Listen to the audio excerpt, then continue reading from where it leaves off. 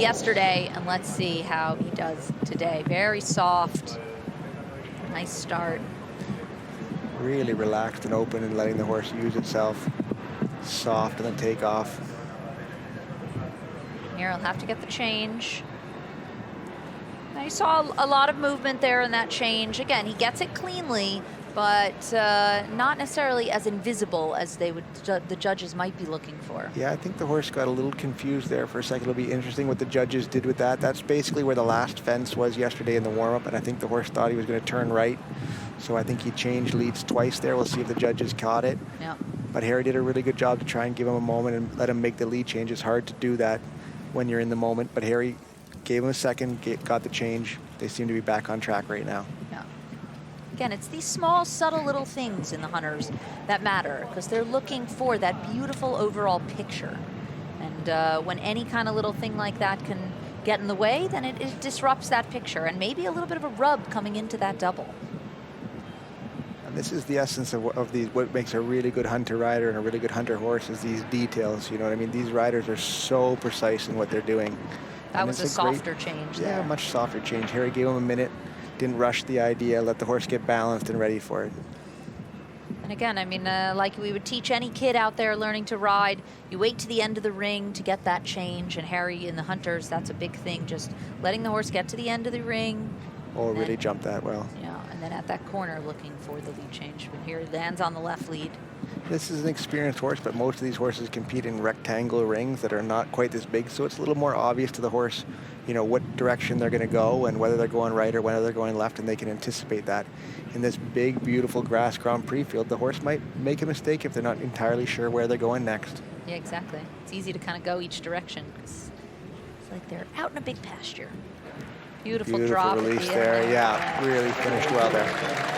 Nice solid round, solid. I think a very solid round. The crowd was really loving it.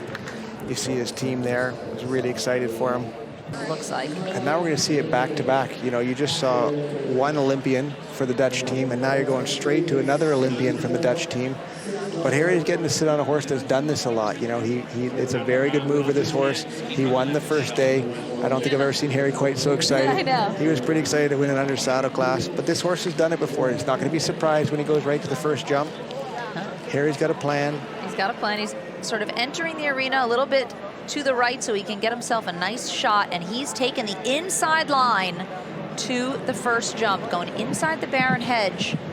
He's taking not, the biggest not just angle. going direct, he's going inside to the first jump already. Yeah, beautiful shot at number one. And again, this is Harrie Smolders, and ever so often for Team French. Harrie was also just in here half an hour, was second in the 4-star Grand Prix, and he's going for it again. He's going right to the first jump. He's going at every inside turn. Look at the great expression on the horse's face.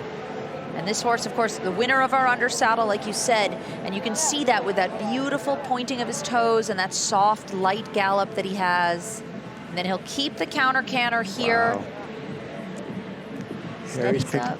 Oh, little swap there off the ground. That was too bad. He really tried to hold the counter canter. We'll see how many of the judges caught that. But you can see he's really trying to learn the finer points. We've said it every day, but he's been practicing like crazy. yeah. John French has been helping him. Jim Hagman's been helping him. And Harrie's been a real student. I think he asked me 10 times for his video to make sure he could watch it back.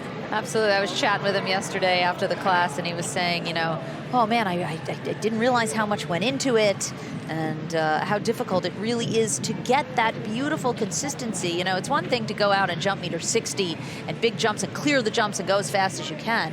But here, when it comes down to the real subtle, finer points of making sure that every jump is exactly the same and that the horses keep the same rhythm and jump high and slow and beautiful over every jump, not such an easy task. I think he's given a really good trip here for the team. You know, this has been really consistent and really steady the whole way around. You know, hit a little swap there, I think, which maybe they'll ding him a little bit for. But we saw yesterday, this is really what the judges wanted more than anything else. They wanted the whole course to match. They wanted the rhythm to be the same. They wanted the horse to be balanced, smooth, similar jumps. Yeah, and he took that big risk to number one. That should give him a couple of extra points as well. Yeah, that's the most handy track we've seen so far. So I think they're going to see some scores. And there we go, 86.67. So quite a solid score, even with that swap. With the 89 and the 88, you wonder if maybe those judging panels didn't catch it, or if they were so impressed with the rest of the round that they just didn't want to penalize him too much for it.